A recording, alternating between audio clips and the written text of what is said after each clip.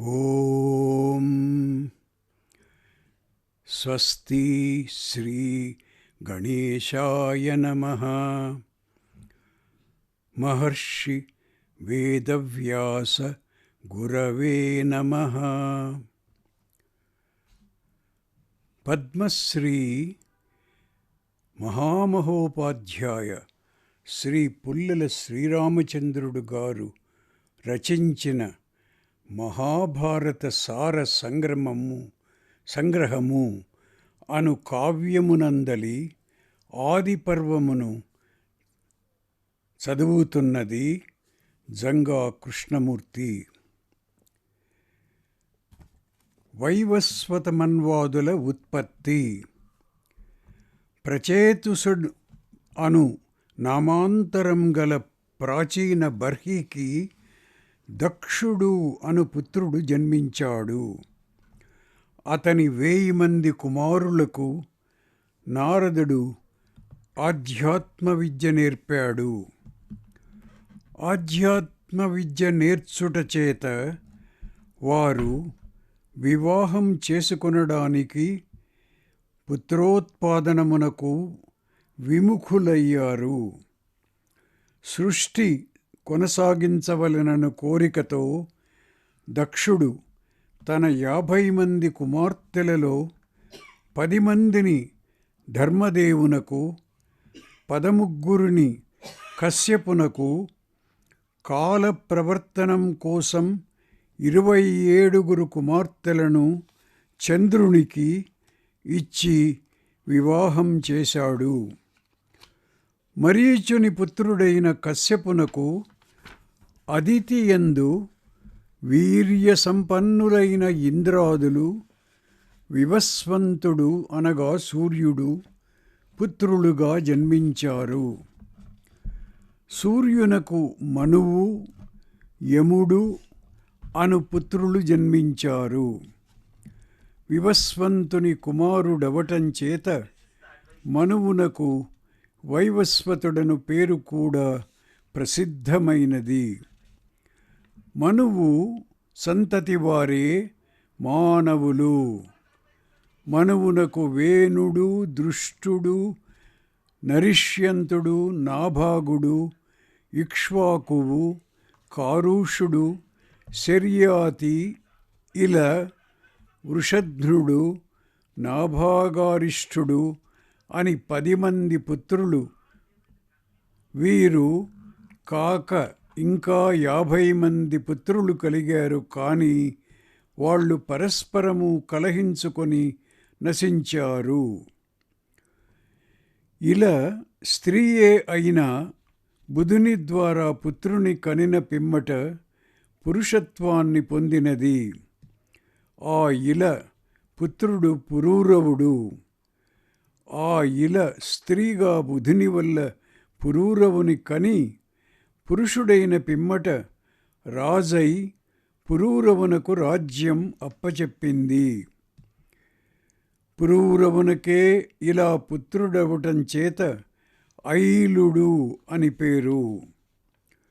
పురూరవునకు ఊర్వశి అను అప్సర స్త్రీయందు 6 పుత్రులు కలిగారు.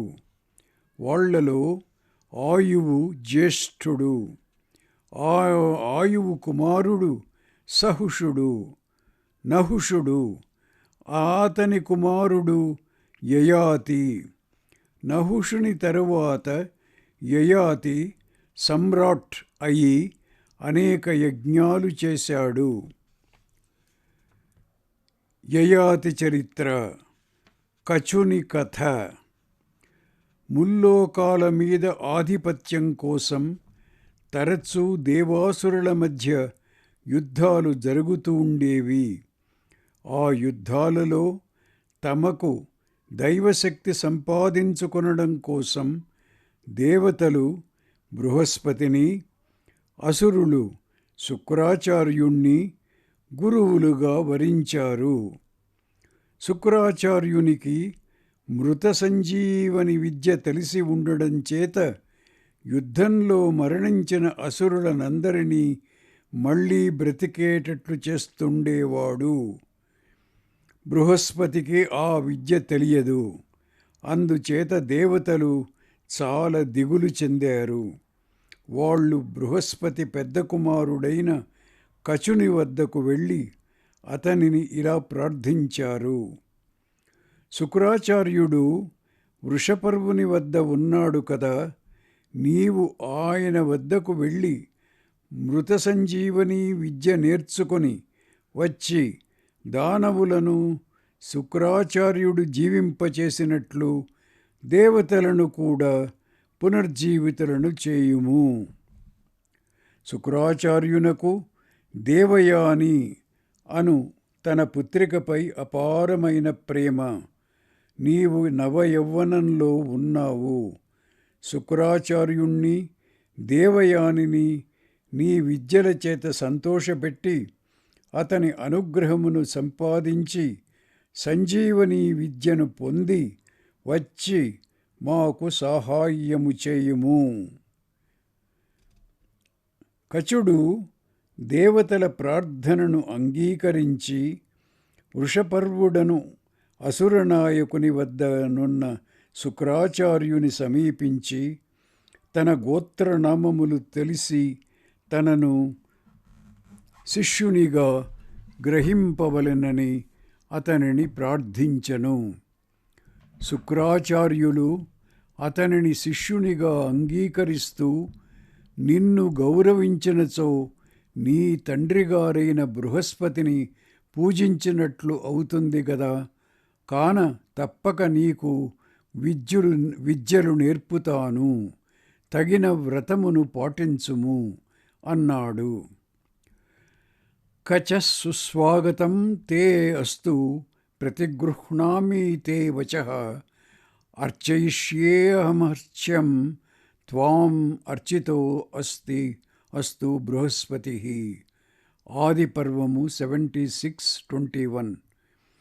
కచుడు శుక్రాచార్యునకు అనేక విధాల సేవలు చేయుచు అతని ముద్దుబిడ్డయైన దేవయానిని నృత్య గీతాదులతో ఆనందింపచేయుచు గోవులను కాయుచు సుదీర్ఘకాలం గడుపుతున్నాడు.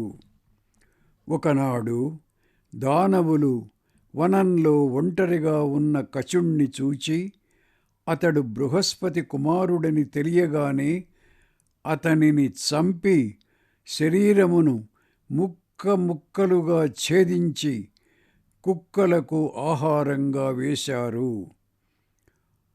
అతడు సాయంకాలం ఇంటికి రాకపోవడం చేత దేవయాని, కచుడు ఇంకా రాలేదు, అతనికేమైనదో తెలియదు, అతడు లేకపోతే నేను జీవించను అని తండ్రితో అంది.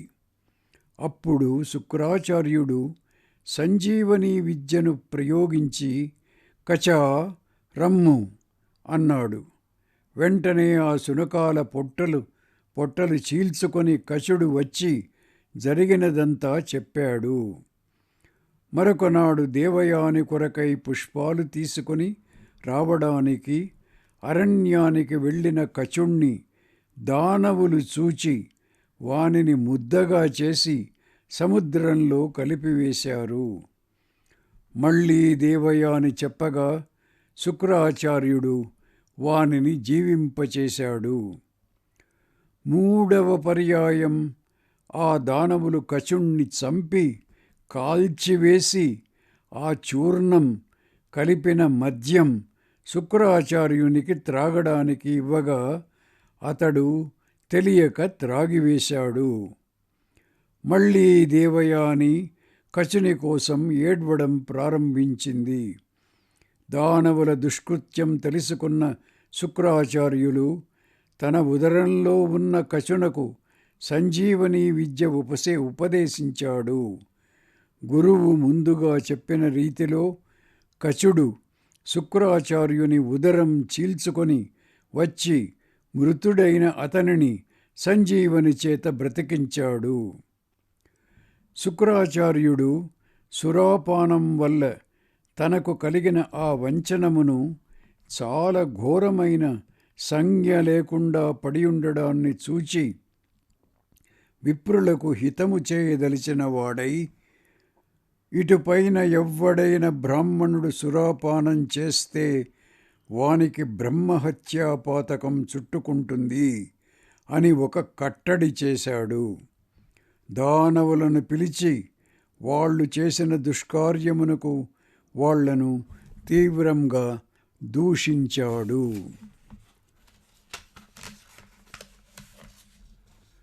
కచుడు విద్యావృతం పూర్తి చేసుకొని గురువు అనుజ్ఞతో తిరిగి తన ఇంటికి వెళ్ళడానికి సిద్ధమవుతున్న సమయంలో దేవయాని అతని వద్దకు వచ్చి అతనిని చూచినది మొదలు తన హృదయంలో కలిగిన అభిలాషను వ్యక్తం చేస్తూ, నీవు వ్రతం పూర్తి చేసుకున్నావు కదా, నేను ఎంతో కాలం నుంచి ఈ సమయానికై ఎదురు చూస్తున్నాను, మనమిద్దరము వివాహం చేసుకుందాం అని కోరింది.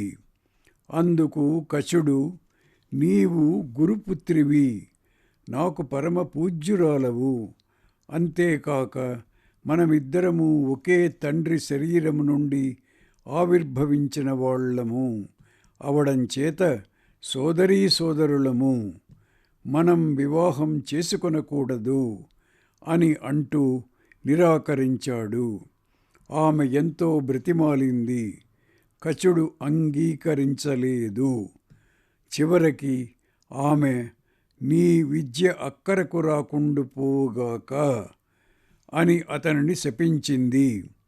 అయినా ఏమీ నష్టం లేదు, నాకు నా విద్య ఉపకరించకపోయినా నేనీ విద్యను ఉపదేశించిన వానికి ఉపయోగిస్తుందిలే, నిన్ను ఋషిపుత్రుడెవ్వడు వివాహమాడకుండుగాక అని ఆమెను శపించి వెళ్ళిపోయాడు.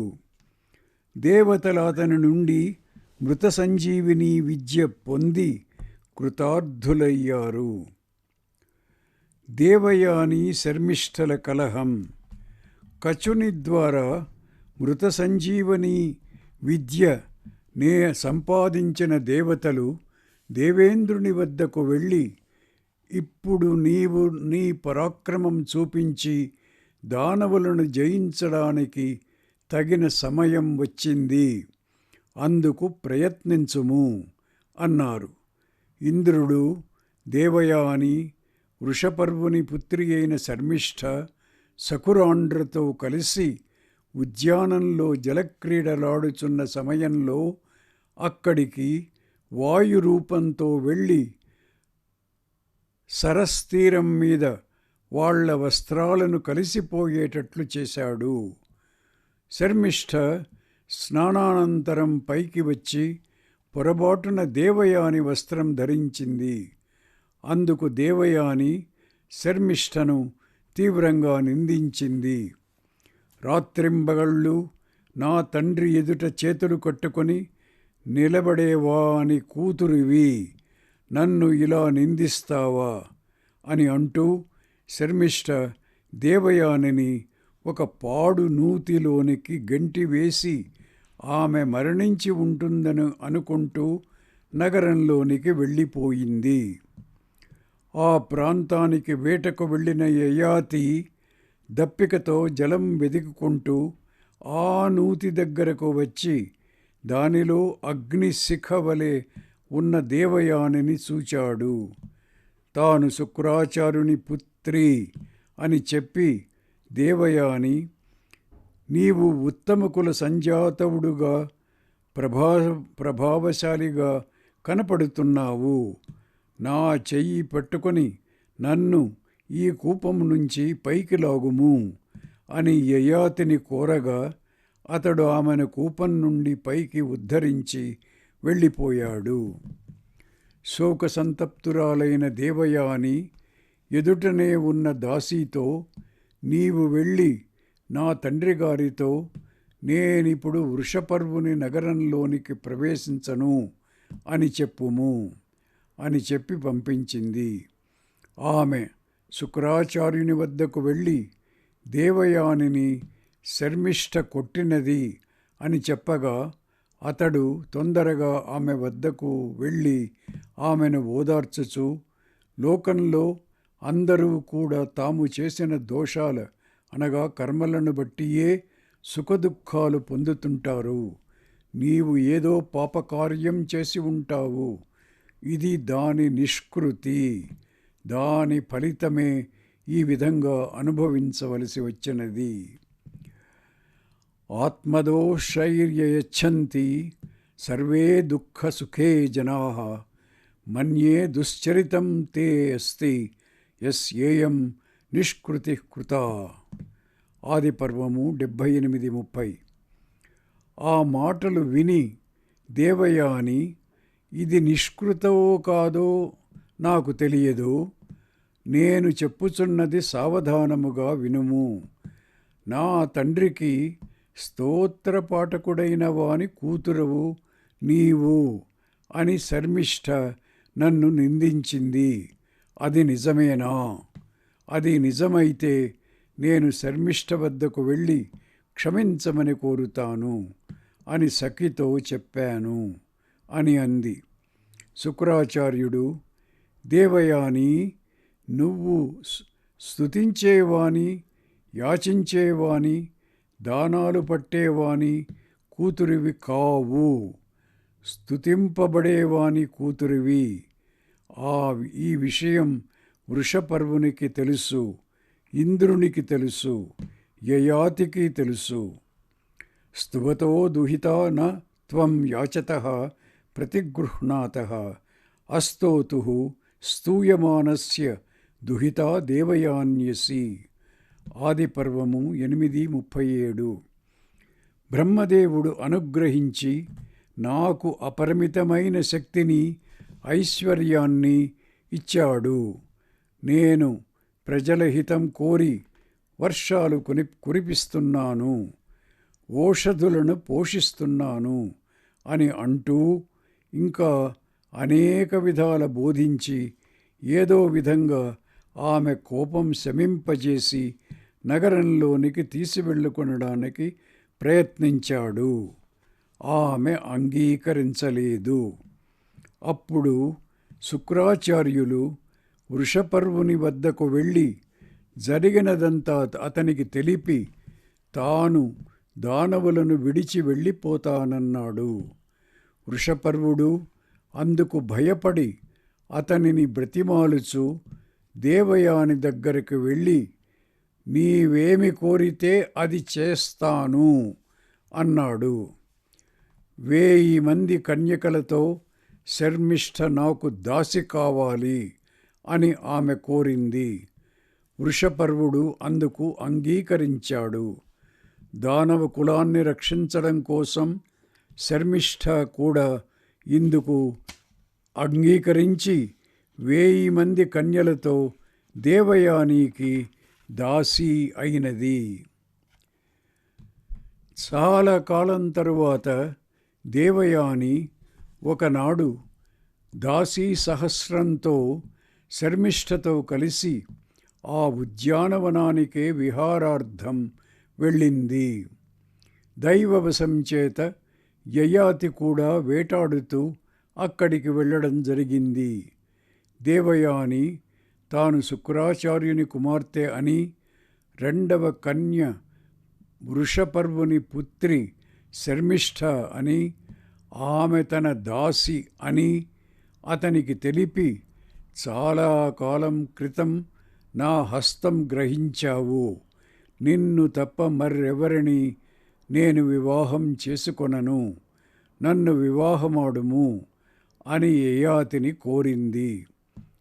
నేను క్షత్రియుణ్ణి కదా, బ్రాహ్మణ కన్యవైన నిన్ను వివాహం చేసుకొనకూడదు అన్నాడు యయాతి. బ్రాహ్మణ వర్ణంతో క్షత్రియ వర్ణము, క్షత్రియ వర్ణంతో బ్రాహ్మణ వర్ణము కలుస్తూనే ఉన్నది కదా. నువ్వు ఋషివి, ఋషిపుత్రుడవు, నన్ను వివాహం చేసుకోవచ్చును అంది దేవయాని. సంసృష్టం బ్రహ్మణా క్షత్రం క్షత్రేణ బ్రహ్మ సంహితం ఋషిశ్చాపృష్టి పుత్రస్య నాహుషాంగ వహస్వ మాం. ఆదిపర్వము 81:19. శుక్రాచార్యులు కూడా ఆ వివాహ సంబంధానికి అంగీకరించాడు. శర్మిష్ఠ కూడా నీ వద్దనే ఉంటుంది, కానీ నువ్వు ఆమెతో సంబంధం ఏర్పరచుకొనకూడదు అని శుక్రాచార్యుడు అన్నాడు. యయాతి దేవయానిని వివాహం చేసుకుని ఆమెను, శర్మిష్ఠ మొదలైన దాసీ స్త్రీలను వెంటబెట్టుకొని తన నగరానికి వెళ్ళిపోయాడు. కొంతకాలానికి శర్మిష్ఠకు కూడా యయాతిని వివాహమాడాలను కోరిక కలిగి ఏదో విధంగా అతనిని ఒప్పించి అతనికి రెండవ భార్య అయినది. ఈ విషయం తెలిసిన దేవయాని తండ్రి దగ్గరికి వెళ్ళి యయాతి తన విషయంలో ద్రోహం చేశాడని చెప్పింది. యయాతి కూడా దేవయానిని అనునయిస్తూ వెళ్ళి శుక్రాచార్యునితో, నేను శర్మిష్ఠ కోరిక ప్రకారం ఆ విధంగా చేశాను అని అన్నాడు. ఏమైనా నా మాటకు భిన్నంగా చేశావుగాన నీకు తొందరగా వార్ధకం వచ్చుగాక అని శుక్రాచార్యుడు అతనిని శపించాడు. అతడు చాలా ప్రాధేయపడగా శుక్రాచార్యులు, నీ వార్ధకాన్ని ఇతరులెవరికైనా సంక్రమింపచేసి యౌవనం పొందవచ్చును అని శాపాన్ని తగ్గించాడు. నా వార్ధకాన్ని తీసుకున్న వానికి నేను రాజ్యం ఇవ్వడానికి అనుమతి ఇమ్ము అని యయాతి కోరగా శుక్రాచార్యుడు అంగీకరించాడు. యయాతికి దేవయానియందు యదువు, తుర్వసు అను 2 కుమారులు, శర్మిష్ఠకు దృహ్యువు, అనువు, పూరుడు అను 3 కుమారులు కలిగారు. యయాతిని అకాలంలో ముసలితనం ఆక్రమించింది. అతడు జ్యేష్ఠపుత్రుడైన యదువుని పిలిచి, శుక్రాచార్యుని శాపంచేత నన్ను ముసలితనం ఆవహించింది. నాకు భోగాల మీద ఆసక్తి తగ్గలేదు. అందుచేత 1000 సంవత్సరాల పాటు నువ్వు నా ముసలితనం తీసుకొని నీ యవ్వనం నాకిమ్ము అని అడిగాడు. అతడు అంగీకరించలేదు. మిగిలిన పుత్రులను కూడా అడిగాడు. వాళ్ళు నిరాకరించారు. చివరికి పూరువు అంగీకరించగా యయాతి తన జరను అతనికి సంక్రమింపజేసి చాలా కాలం అనేక భోగాలు అనుభవించాడు. అనేకమైన యజ్ఞాలు చేశాడు. 1000 సంవత్సరాల పాటు ధర్మబద్ధంగా భూమండలాన్నంతని పాలించాడు. తాను అనుకొన్న కాలం పూర్తి అవగానే యయాతి పూరువుని పిలిచి ఇలా చెప్పాడు. పుత్రా, నేను నీ యవ్వనం చేసుకొని చాలా కాలం అనేకమైన భోగాలు అనుభవించాను. కామాలను అనుభవిస్తుంటే కామం ఏనాటికి శాంతించదు. హవిస్సు హోమం చేసిన కొలది అగ్ని వృద్ధి పొందినట్లు కామం అనుభవించిన కొలది పెరుగుతూనే ఉంటుంది. నజాతు కామః కామనాముపభోగేన శామ్యతి హవిషా కృష్ణవర్తేవ భూయ ఏవాభివర్ధతే. ఆదిపర్వము 85:12. ఈ భూమి మీద ఏ ధాన్యాదులున్నాయో, బంగారం ఉందో, పశువులున్నాయో, స్త్రీలున్నారో ఇవన్నీ కూడా ఒక్కనికి కూడా సరిపోవు, సంతృప్తినివ్వవు. అందుచేత కామాన్ని, ఆశను పరిత్యజించాలి. యత్ పృథివ్యాం వ్రీహేయవం హిరణ్యం పశవః స్త్రియః ఏకస్యాపి న పర్యాప్తం తస్మాత్ తృష్ణాం పరిత్యజేత్. ఆదిపర్వము 85:13. తృష్ణ అనేది అనగా దురాశ, కామం అనేది ప్రాణం ఉన్నంత వరకు ఉండే రోగము. దుష్టబుద్ధులు దీనిని విడవజాలరు. శరీరం జీర్ణం అయిపోతున్నా ఇది మాత్రం జీర్ణం కాదు. దీనిని విడిచిన వానికే సుఖం ఉంటుంది. యా దుస్తజా దుర్మతిర్భిర్యా న జీర్యతి జీర్యతః యో సౌ ప్రాణాంతికో రోగస్థాం తృష్ణాం త్యజతః సుఖం. ఆదిపర్వము 85:14. నేను 1000 సంవత్సరాలు సకల భోగాలు అనుభవించాను. అయినా నా తృష్ణ ఇంకా పెరుగుతూనే ఉంది. అందుచేత నేనీ తృష్ణను విడిచి మనస్సును బ్రహ్మ మీద నిలిపి మమకారం లేకుండా భేద దృష్టి లేకుండా మృగాలతో పాటు అరణ్యాలలో సంచరిస్తాను. నీకు నీ యవ్వనంతో రాజ్యం కూడా ఇస్తున్నాను, తీసుకో. ఈ విధంగా పూరువు రాజయ్యాడు. అతడే పురువంశానికి మూలపురుషుడు. యదువు నుండి యాదవులు జన్మించారు. తండ్రి శాపం చేత తర్వసువు నుండి యవనులు, దుహ్యుని నుండి భోజులు, అనువు నుండి మ్లేచ్ఛ జాతుల వాళ్ళు జనించారు. యయాతి పూరువును రాజ్యాభిషిక్తుని చేసి బ్రాహ్మణులతోనూ తాపసులతోనూ కలిసి అరణ్యంలో నివసిస్తూ చాలా కాలం వానప్రస్థుడుగా జీవించాడు. చివరి కాలంలో తీవ్రమైన తపస్సు చేశాడు. 1000 సంవత్సరాలు ఈ విధంగా గడిపి స్వర్గలోకం చేరాడు. స్వర్గం చేరిన యయాతిని దేవతలందరూ ఎంతో ఆదరించారు. అతడు దేవలోకంలోనూ సంచరిస్తూ బ్రహ్మలోకానికి వెళ్ళి వస్తూ ఒకనాడు ఇంద్రుని దగ్గరకు వెళ్ళాడు. ఆ మాటలు ఈ మాటలు అయిన తరువాత ఇంద్రుడు, యయాతి, నీవు అన్ని కర్మలు ఆచరించి గృహం త్యజించి అరణ్యంలో చాలా కాలం తపస్సు చేశావు. నిన్నొక ప్రశ్న అడుగుతున్నాను, చెప్పు. తపస్సులో నీతో సమానుడు ఎవరు అని ప్రశ్నించాడు. వెంటనే యయాతి సమాధానం చెప్పాడు. ఇంద్రా, దేవతలలో గాని మనుష్యులలో గాని గంధర్వులలో గాని మహర్షులలో గాని తపస్సు చేత నాతో సమానమైన వాడు ఎవడూ నాకు కనపడడం లేదు.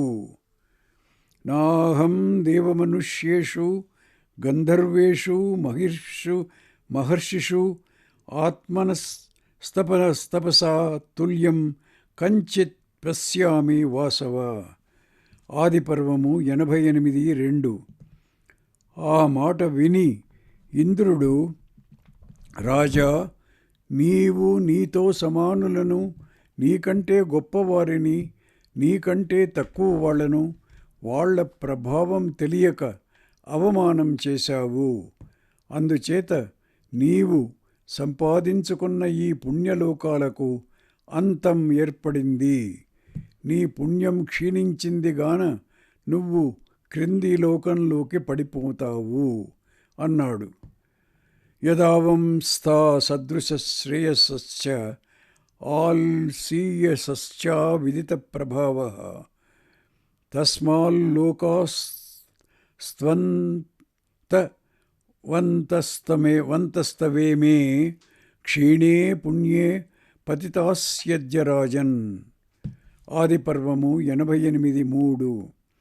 అప్పుడు యయాతి, దేవరాజా, నేను పుణ్యాత్ములను అవమానించడం చేత నా లోకాలు క్షీణిస్తే నేను స్వర్గలోకం నుండి సత్పురుషులున్న చోట పడుదునుగాక అని కోరాడు. సరే, నీవు సత్పురుషుల మధ్యనే పడతావు, తిరిగి ఉత్తమలోకానికి వస్తావు.